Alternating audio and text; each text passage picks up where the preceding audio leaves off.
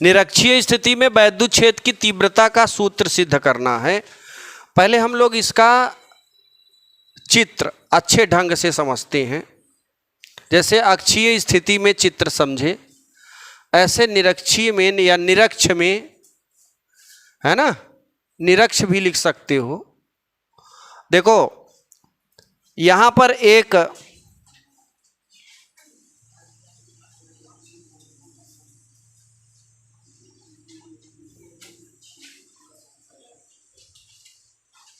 निरक्षीय स्थिति में अपने को बनाना है।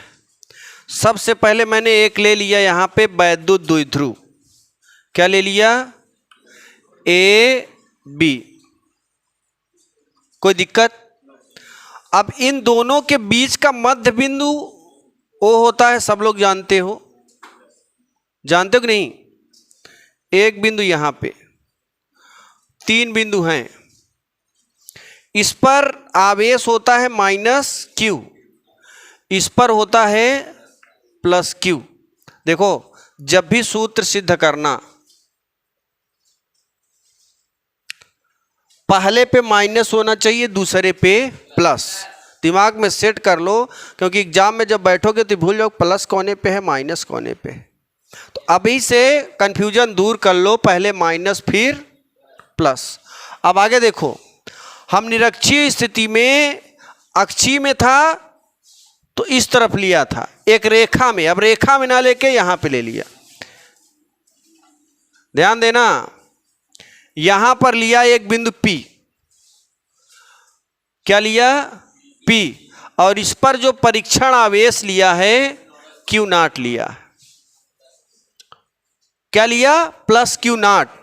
अब जरा ध्यान देना, अगर इससे इसकी, अच्छा यहां से कितनी दूरी पर लिया है? जैसे इधर लिया था P तो भी R दूरी पर, और यहां लेंगे तो भी R दूरी पर एक परीक्षण आवेश ले लिया। अब जरा ध्यान देना, जब आप इस तरफ लिए थे बिंदु P, तो एक बार P का संबंध बनाए से B से, और एक बार P का संबंध बनाए थे A से, रिलेशन। अब देखो P का रिलेशन A से कराओगे, एक रेखा ऐसे खींच दो, खींच दिया, और एक रेखा इस तरफ खींच दो। बताओ कोई दिक्कत? अब जरा ध्यान देना, यहां माइनस है, यहां क्या है? प्लस। देखो इस बिंदु पर कौन सा आवेश है? प्लस है।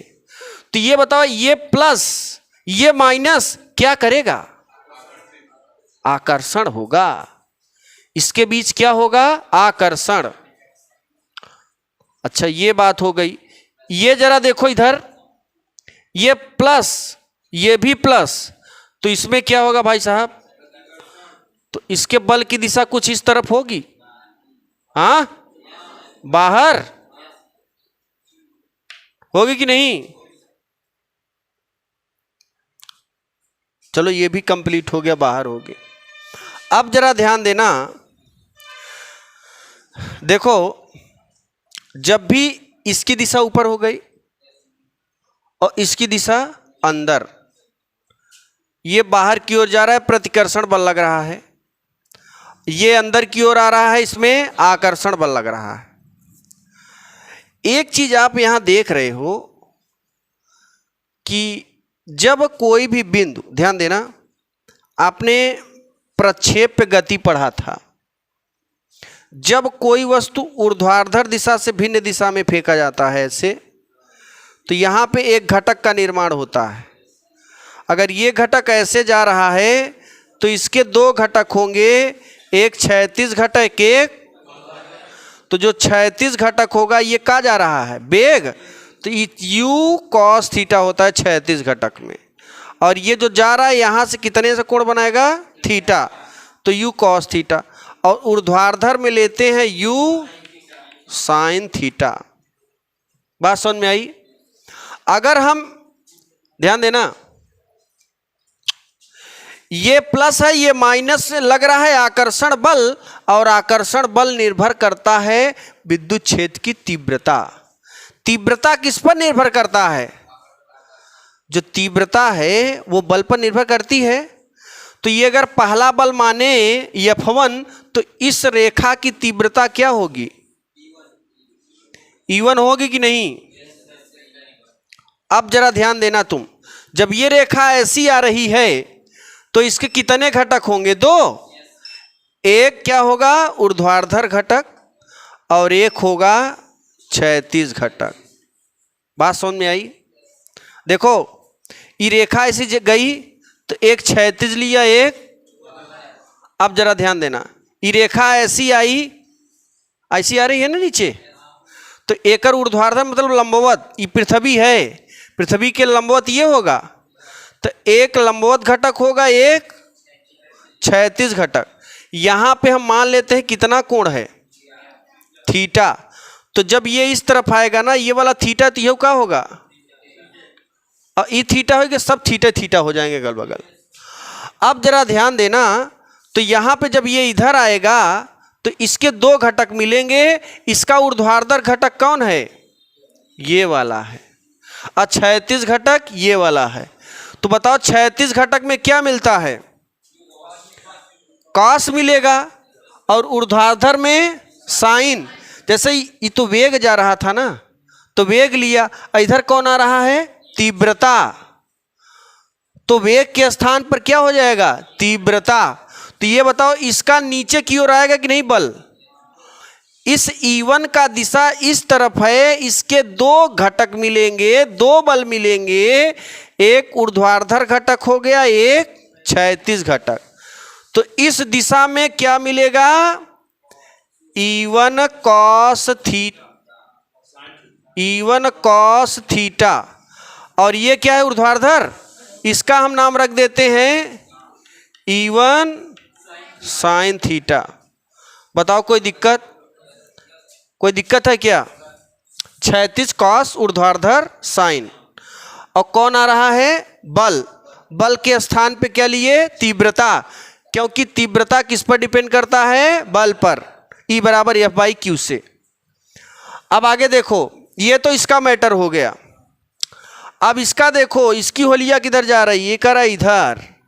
तो इसके भी 2 घटक, एक क्षैतिज और एक ऊपर चला जाएगा ऐसे।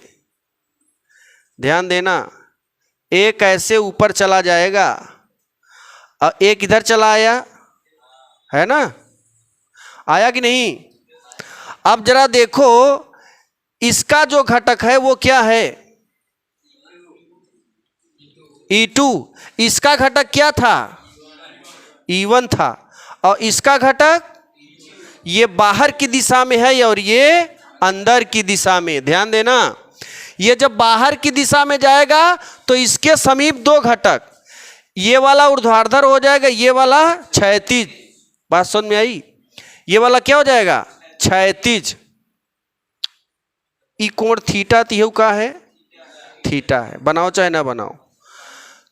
तो यहां पे देखो E2 के 2 घटक, एक क्षैतिज और एक, तो ये ऊर्ध्वाधर घटक क्या हो जाएगा? E2 sine theta. और क्षैतिज घटक E2 कॉस थीटा। एक ही रेखा में 2 घटक मिल रहे हैं। इधर की ओर कौन जा रहा है? 2। एक E1 कॉस और दूसर का E2 कॉस। जब 2 बल एक ही दिशा में जाएं तो दोनों आपस में जुड़ जाएंगे। ध्यान देना, ध्यान देना। जैसे मान लो 2 लोग, ये मान लो ये कुर्सी है, क्या है? देखो ए लड़के जरा ध्यान देना, ये कुर्सी है ना। अब 2 लोग इस पर बल लगाएंगे, तो दोनों लोग लगाएंगे तो दोनों का बल संगठित होगा और ये किधर जाएगा? आगे की ओर जाएगा कि नहीं? जुड़ेगा कि नहीं जुड़ेगा? अरे बेवकूफ, इधर देखो 2 लोग हैं, मान लो हम लोग, एक हमारा ही वाला हाथ, एक वाली वाला हाथ, 2 बल मानेगा। इधर जाएगा तो हम दोनों हाथ से बल लगाएंगे, तो दोनों हाथ से बल लग रहा है ना, किधर जा रहा है ये? तो दोनों बल मिलकर आगे बल लगा रहे हैं कि एक? दोनों। तो दोनों जुड़ेंगे घटेंगे? दोनों जुड़ेंगे, उठा के पटक देंगे वहाँ कुर्सी। अब देखो आगे, ये दोनों क्या हो जाएगा, जुड़ जाएगा। अब देखो ये तो जुड़ जाएगा, तो दोनों की तीव्रता E1 cos E2 cos जब जुड़ेगा तो हो जाएगा E बराबर, परिणामी मिलेगा नहीं मिलेगा।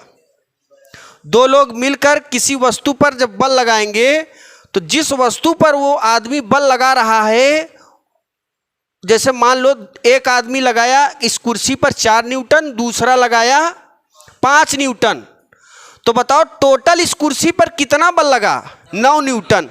तो बताओ वो 9 न्यूटन दोनों आदमियों के बलों के योग के बराबर होगा कि नहीं। वैसे ही वो जो 9 मिल रहा है वो परिणामी मिल रहा है। क्या मिल रहा है, ऐसे ही जब दो तीव्रताओं एक ही दिशा में जाएंगी, दोनों तीव्रताओं को जोड़ेंगे और E बराबर लिख देंगे, क्योंकि E क्या है, एक परिणामी तीव्रता है। और इस परिणामी तीव्रता को किससे, E से, तो E बराबर हो जाएगा E1 cos theta plus E2 cos theta. बताओ कोई दिक्कत, बात समझ में आई। आगे देखिए, अब इतना मेरा काम हो गया, यहीं से हम अब ये वाला जरा देखो, एक और बल जा रहा था ऊपर और एक बल, इसकी भी दिशा लोगे, ये वाला तो नीचे आया, इसका डायरेक्शन क्या है, E1 साइन, और ये वाला ऊपर जा रहा है E2 साइन। अब जरा ध्यान देना, एक वस्तु इधर बल लगा रहा है, एक वस्तु इधर, बराबर एवं विपरीत दिशा में। जब दोनों का बल बराबर है और विपरीत दिशा में है तो दोनों एक दूसरे के प्रभाव को निरस्त कर देंगे। 4 न्यूटन ये लगाया, 4 न्यूटन ये लगाया, बताइए ये इस चाक पर 4-4 न्यूटन के बल विपरीत दिशा में लग रहे हैं, ये चाक किधर जाएगा, अपने स्थान पे बनाए रहेगा। तो कहेगा एक दूसरे के प्रभाव को क्या करेगा, निरस्त। तो इसको हम छोड़ देंगे, ये वाला बल, न तो E2 साइन लेंगे न तो E1 साइन लेंगे। अब जब हम ये दोनों बल लेंगे ना, माइनस Q आवेश के कारण बिंदु P पर तीव्रता E1 जब लेंगे, E1, तो इसकी दूरी भी चाहिए और इसकी दूरी अपने को पता नहीं है। देखो टोटल दूरी विद्युत द्विध्रुव आघूर्ण की कितनी थी, 2L, और आधी दूरी L, आधी दूरी L, ठीक है नहीं। यहां से यहां तक कितना है, R। ये अगर L है, ये R है, तो पाइथागोरस के प्रमेय से ये वाला निकाल सकते हो, निकाल सकते हो कि नहीं। आधार पता है, लंब पता है, तो कर्ण निकाल सकते हो। तो दूरी अपने को मिल जाएगा under root L square plus R square. कैसे मिलेगा जरा ध्यान देना, यहां लिखेंगे चित्र से देखो समकोण त्रिभुज, यहां पे कौन सा त्रिभुज है, समकोण त्रिभुज में ही PGT लगता है, पाइथागोरस का प्रमेय लगता है।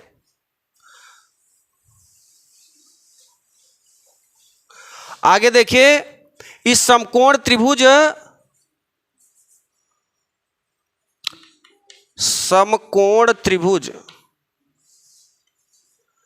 POA में ध्यान देना, ये क्या है आधार, ये क्या है लंब, ये क्या है कर्ण। तो कर्ण निकालना है, AP का स्क्वायर कर दो, AP का स्क्वायर बराबर AO का स्क्वायर प्लस OP का स्क्वायर। ध्यान देना, AO का स्क्वायर धन OP का स्क्वायर बराबर AP का स्क्वायर। ये पाइथागोरस का प्रमेय है। AO की वैल्यू क्या है अपने पास, L स्क्वायर, OP की वैल्यू R स्क्वायर।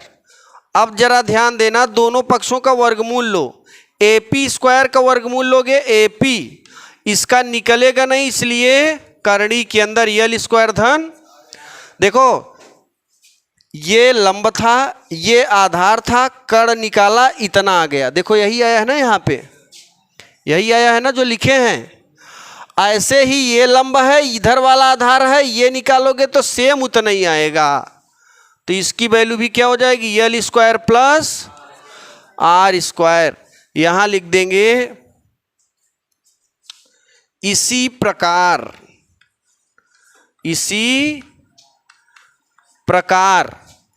एपी निकाले थे, ये क्या है, बीपी। बीपी बराबर L square plus R square. चलो भाई ये भी काम हो गया अपने पास। अब हम निकालेंगे तीव्रता। अब लिखेंगे माइनस क्यू आवेश के कारण बिंदु P पर विद्युत क्षेत्र की तीव्रता। इधर से जब इधर जाओगे इसके कारण P पर तीव्रता क्या माने हो, E1। ये अंदर की ओर लिख देते हैं, क्या माने हो भाई साहब, और इसके कारण इसकी तीव्रता क्या माने हो, E2। इस वाले की E2, इस वाले की, तो ध्यान देना माइनस क्यू आवेश के कारण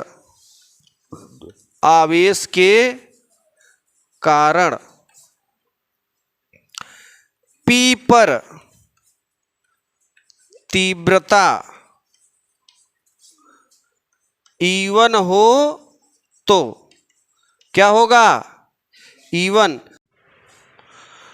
चलिए देखिए आगे, मैंने कहा माइनस क्यू आवेश के कारण P पर तीव्रता E1 हो तो ये सूत्र मैंने पढ़ा है, ये सिद्ध कराया था,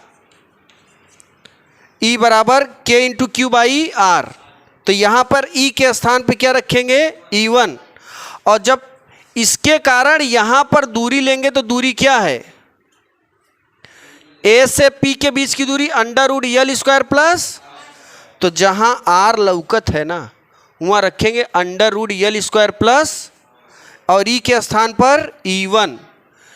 E1 बराबर हो जाएगा K इंटू क्यू, क्यू ही बना रहेगा, याद रखना, माइनस नहीं लेंगे, under root L square plus, अब पूरे का होल स्क्वायर करने पर कड़ी हट जाती है, तो ये हो जाएगा E1 बराबर K into Q upon L square plus R square, समीकरण 1। अभी मैंने माइनस क्यू आवेश के कारण E, अब हम किसके कारण लेंगे, प्लस क्यू आवेश के कारण P पर विद्युत क्षेत्र की तीव्रता E2 प्लस क्यू आवेश के कारण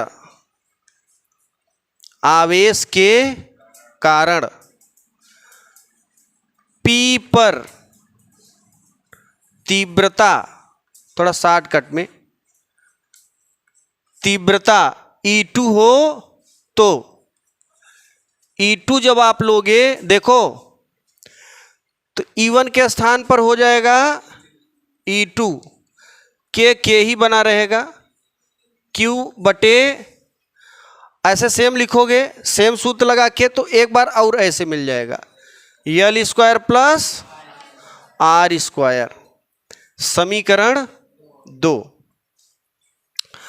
अब यहां पर एक कास यूज हुआ है, यानी कास थीटा की भी जरूरत पड़ेगी कहीं ना कहीं, तो हम लिखेंगे त्रिभुज। चाहे देखो कितने त्रिभुज बने हैं, वैसे तो 3 ठो बने हैं, 1 2 पूरा लोगे 3, लेकिन हम ये लेंगे POA में, त्रिभुज POA में किसका मान निकालना है, कॉस थीटा।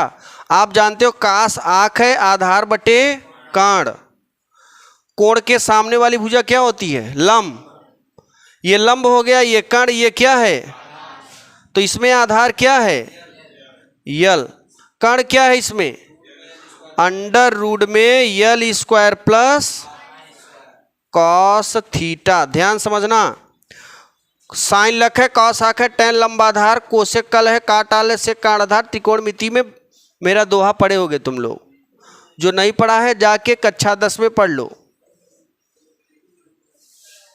काहे में, सब्जेक्ट स्टडी में वीडियो नंबर 1 वीडियोस में नीचे पहला वीडियो देखिए, क्लास 10th का है ना, 11वीं पढ़ाए हैं, क्लास 10th में वो मैं पहला वीडियो आप देख लोगे, ट्रिग्नोमेट्री का आ जाएगा। जैसे कुछ लोग लाल बटे कक्का बताते हैं ना, तो लाल बटे कक्का लिखना पड़ता है, लेकिन मैं दोहा बताया हूँ, साइन लख है, लक माने लम बटे कर्ण, कास आँख है, आ माने आधार, का माने कर्ण, कास आधार बटे कर्ण है, टैन लंबा धार, कोशेक कल है, कोशेक कल है कि मतलब कर्ण बटे लम है ना। ये दोहा याद कर लेना, नहीं भूलोगे कभी भी।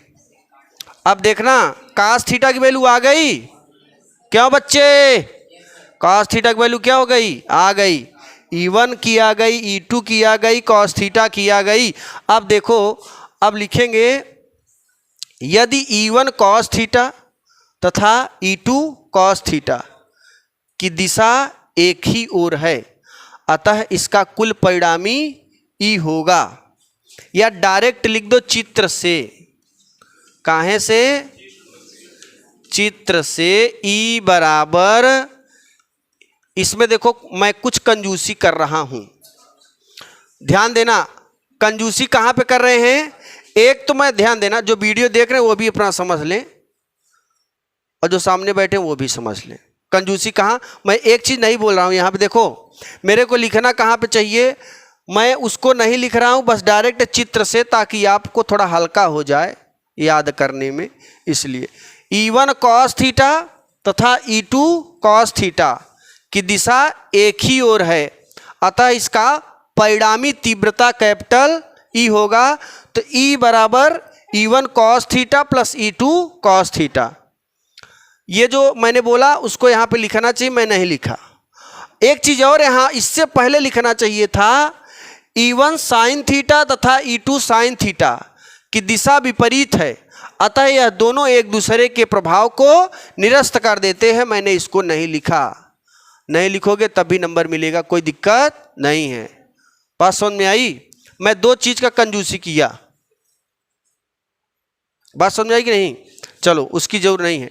तो E बराबर हो जाएगा E1 cos theta plus E2 cos theta.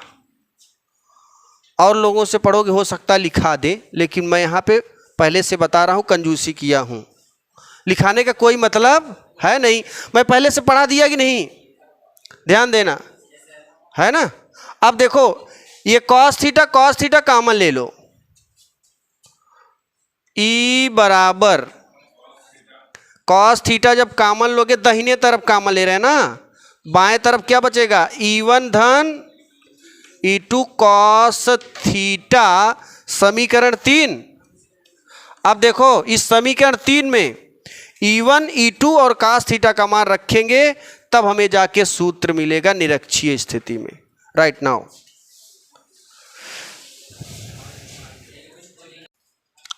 E1 और E2 का मान और cos थीटा का मान मैंने निकाला था ना, ये समीकरण 3 में रखेंगे। तो यहां लिखेंगे समीकरण 3 में E1 कामा E2 एवं cos थीटा का मान रखने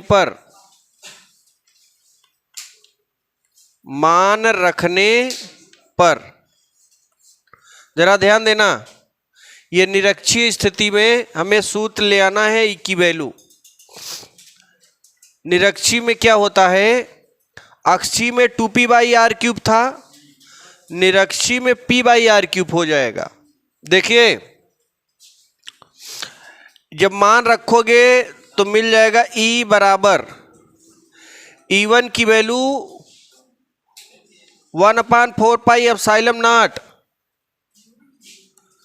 इंटू Q/r² प्लस, अच्छा चाहे यहां K लिख दो, चाहे 1/4πε0 या 9 × 10⁻⁹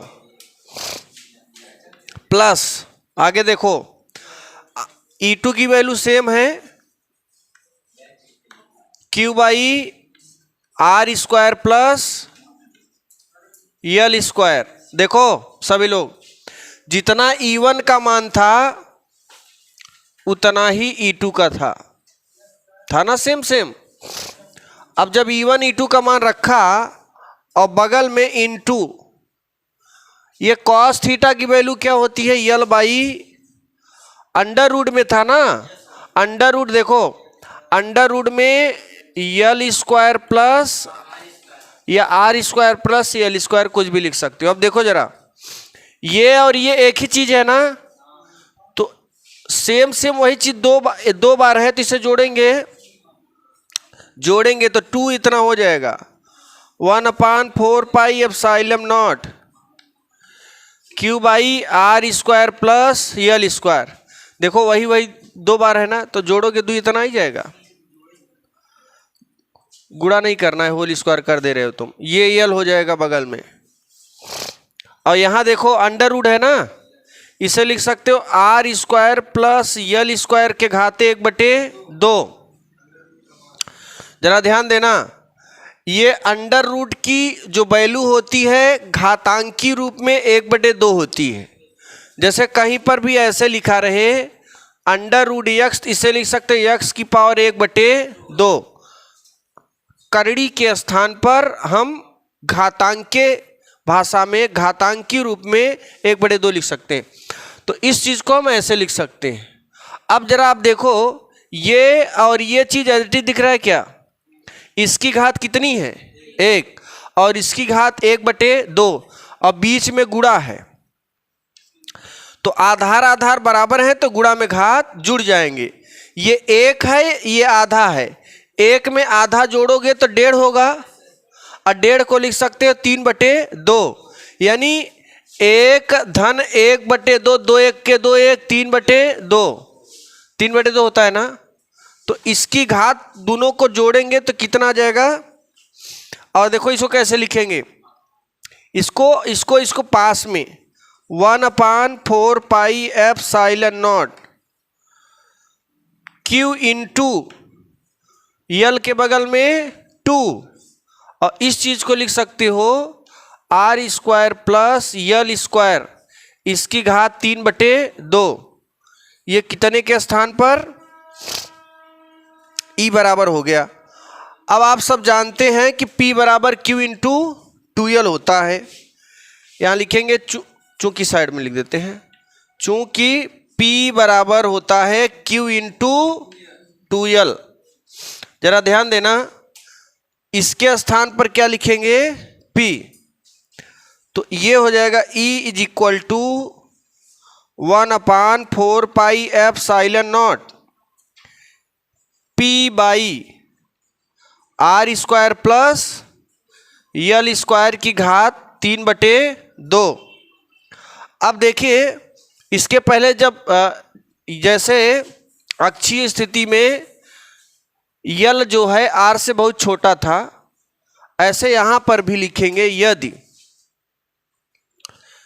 यल is very very very very less than R हो तो यल स्क्वायर और भी ज्यादा छोटा हो जाएगा, और ऐसी स्थिति में यल स्क्वायर की वैल्यू क्या लिख देंगे, ये नगण्य हो जाएगा, 0 हो जाएगा। जहां पर यल स्क्वायर है वहां पर क्या रख दोगे, 0। समीकरण, ये समीकरण हो जाएगा 4, ये लिखेंगे समीकरण 4 में। अब जरा ध्यान देना, समीकरण जब आप 4 में रखोगे, ये देखिए इसके स्थान पे रखोगे 0, तो आर स्क्वायर धन 0 हो जाएगा और मिल जाएगा E बराबर 1/4 pi epsilon naught Q by R square plus 0, और इसकी घात क्या है 3/2। फिर आगे साल में करोगे 1/4 pi epsilon naught Q by, देखो आर स्क्वायर में 0 जोड़ोगे केवल आर स्क्वायर बचेगा, इसमें इसको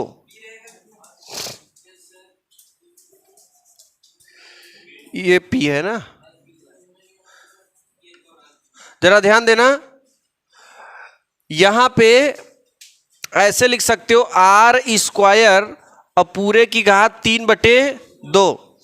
अब घात का घात से गुणा होगा, 2 का गुणा किसमें हो जाएगा, 3 में, तो मिल जाएगा 1/4 pi epsilon naught P by R. 2 का गुणा 3 में तो 2 गुणे 3 बटे 2 से 2 कैंसिल, तो हो जाएगा 1/4 pi epsilon naught P by r cube. ये अपना किस स्थिति में है? निरक्षीय स्थिति में। अक्षीय में यहां 2 है और निरक्षीय में P है, बगल में 1 है, मतलब 2 नहीं है। बस अक्षीय निरक्षीय में यही अंतर है। कोई दिक्कत? एग्जाम टाइम में ना जो हम लिखते हैं प्लस क्यू आवेश के कारण इतना, ये सब नहीं लिखना है आपको ना कहीं कंजूसी करनी पड़ेगी। नहीं, एक ही हेडिंग 2 नंबर की आप लिखते रह जाओगे आधे घंटे। ठीक, लिखो। एग्जाम टाइम में आप डायरेक्ट हियां से हियां दिखा सकते हो, यहां से डायरेक्ट यहां, ये सब ज्यादा हल करने की जरूरत नहीं है।